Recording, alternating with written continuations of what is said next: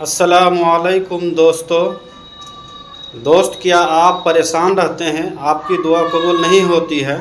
تو گائز اس تقریر کو ایک بار ضرور سنیں۔ میرے بھائیوں، جن گناہوں کی وجہ سے بارش رکتی ہے اور بارش جب نہ ہوا کرے تو سمجھ جاؤ کہ ہمارے گناہوں کی وجہ سے بارش رکی ہوئی ہے۔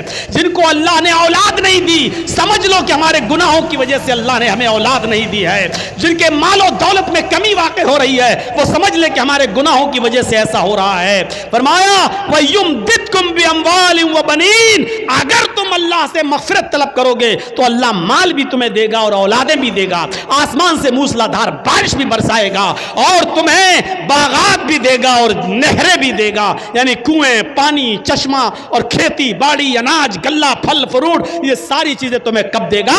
جب تم مغفرت کی دعا کرو گے۔ تو میرے پیارے ساتھیوں، یہ مغفرت کا معاملہ ہے، اس لیے میں نے کہا یا ایھا الذین آمنوا توبوا الی اللہ توبۃ نصوحا، ایمانوں والو اللہ رب العالمین سے سچی اور خالص توبہ کرو۔ لیکن یہ ساری نعمتیں ہمیں تبھی ملیں گی جب ہم خالص اور سچی توبہ کریں گے۔ اپنے معاشرے کی اصلاح کرو اور اب گناہ بار بار مت کرو، گناہوں پر نادم ہونا سیکھو۔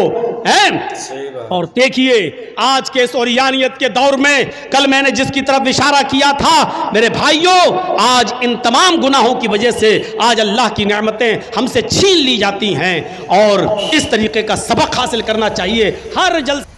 تو آپ نے سنا میرے دوست، توبہ کرے اور اپنی غلطیوں کا اللہ کے سامنے اظہار کرے، انشاءاللہ آپ کی پریشانی دور ہوگا۔